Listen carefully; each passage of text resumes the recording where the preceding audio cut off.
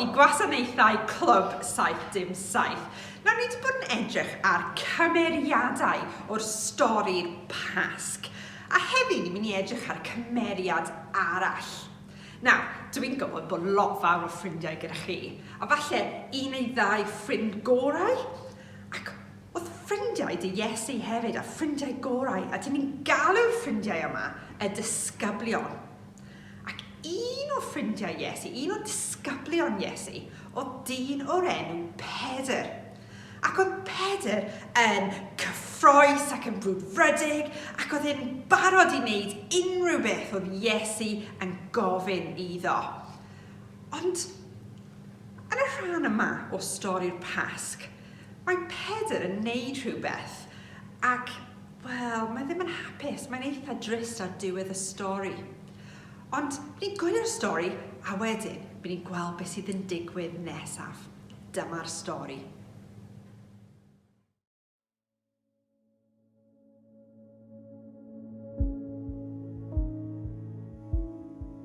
Iesu, byddai'n ffrind i ti am byth, meddai Pedr. Roedd Iesu'n drist. Y fory, meddai, cyn i'r ceilio ganu ar fore newydd, byddi di wedi dweud tair gwaith na dwi ti yn fy nabod i. Na ha! Atebodd Pedr. Fyddwn ni byth yn dweud hynny? Y noson honno, daeth milwyr o rhywle a mynd â Iesu i ffwrdd. Aeth Pedr i weld beth oedd wedi digwydd. Rwy ti'n ffrind Iesu yn dwi ti? Holodd merch iddo. Roedd Pedr yn ofnus. Na, dydw i ddim, sibrydodd. Rydw i'n siŵr ei fod yn ffrind Iesu, meddai'r ferch wrth ddyn arall. Na, dydw i ddim, meddai Pedr. Rwy ti'n ffrind i Iesu na dwi ti? Holodd y dyn. Na, dydw i ddim, mynnodd Pedr. Gwcwdwdlw! Canodd y ceiliog. Roedd yn fore newydd. A dyma Pedr yn cofio'r hyn a ddywedodd Iesu. Roedd Pedr yn drist. Roedd yn caru Iesu, ond roedd wedi esgus nad oedd yn ei adnabod.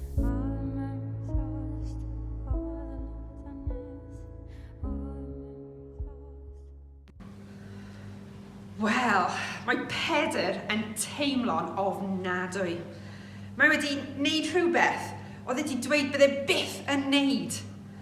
A mae wedi gweld bod wedi wneud nid unwaith, nid dwywaith, ond tair gwaith mae wedi dweud bod ddim hyd yn oed yn nabod Iesu. Ac wel, oedd Pedr yn un o ffrindiau gorau Iesu. A nawr mae wedi dweud wrth 3 bobl bod ddim hyd yn oed yn nabod Iesu. Ond, chi'n gwybod beth? Mae wedi wneud camgymeriad. Mae wedi wneud rhywbeth yn anghywir. A chi'n gwybod, mae pob un ohono ni yn wneud camgymeriad, yn wneud pethau yn anghywir. Trwy'r amser, pawb yn wneud e. A beth mae'r stori yma ddim yn dangos? Mae ddim yn dangos ar ôl Pasg, felly ar ôl Iesu marw ar y croes, a wedyn mae'n dod nôl i fyw. Ac ar ôl Iesu dod nôl i fyw, mae'n mynd lan at Pedr a mae'n gofyn Pedr, oed ti'n fy ngharu i? A mae Pedr yn dweud, ydw.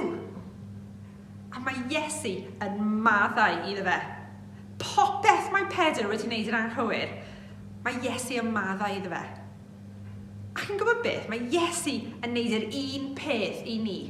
Pob tro ni'n wneud rhywbeth yn anghywir, pob tro ni'n wneud camgymeriad, mae Iesu yn maddau i ni. Achos mae Iesu yn caru ni siwt gymaint. A ni just dweud sori. A mae Iesu yn maddau i ni. A mae hwnna'n newyddion ffantastig. A bod ni'n gwybod bod Iesu dal yn caru ni, hyd yn oed pan ni'n neud pethau yn anghywir. A ni just yn gofyn am y ddeiant, a mae Iesu yn maddau i ni. Nawr dwi'n mynd i gweddio, a wedyn ni'n mynd i gorffen gyda'r can, a wedyn byddai'n gweld chi wythnos nesaf. Gweddiwn. Arglwydd Duw, diolch bod ti'n caru ni siwt gymaint, bod ti'n maddau i ni wrth i ni dweud sori.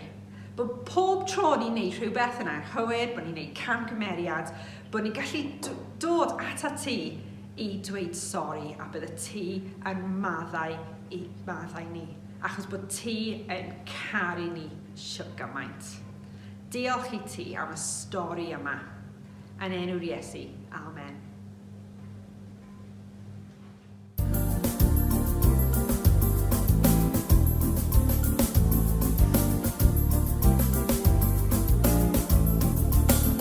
Mae Iesu'n dweud ti dilyn fi ac yn diried a gwely di mae trwy fy nerth y byddin rhyd ti dilyn fi. Dilyn fi mae Iesu'n dweud a cael o'n meddwl am hofner mi bydda gyda thi bob dydd ti dilyn fi. Mae Iesu eisiau bod yn achub bwr i ni. Mae Iesu eisiau bod yn iachawr i ni. Mae Iesu eisiau bod yn ffrind byth byddoedd. Ein brenin ni am byth. Mae Iesu'n dweud ti dilyn fi ac yn diried ac gwely di mae trwy fy nerth y byddin fi ti dilyn fi.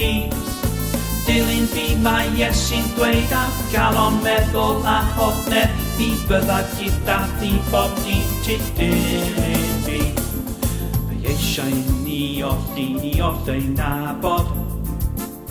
Mae eisiau ni oll ei garu. I farw am ein bod yn werthfawr iddo. Mae'n ein caru ni. Mae Iesu'n dweud ti dilyn fi ac yn diried ac gwely di mae trwy fy nerth y byddin fi ti dilyn fi. Dilyn fi mae Iesu'n dweud a cael o'n meddwl a hofner fi bydda gyda thi bob dydd ti dilyn fi. Mae Iesu'n dweud ti dilyn fi ac yn diried ac gwely di mae trwy fy nerth y byddin fi ti dilyn fi. Dilyn fi mae Iesu'n dweud a gael o'n meddwl a hofner fi bydda gyda thi bob dydd ti dilyn fi.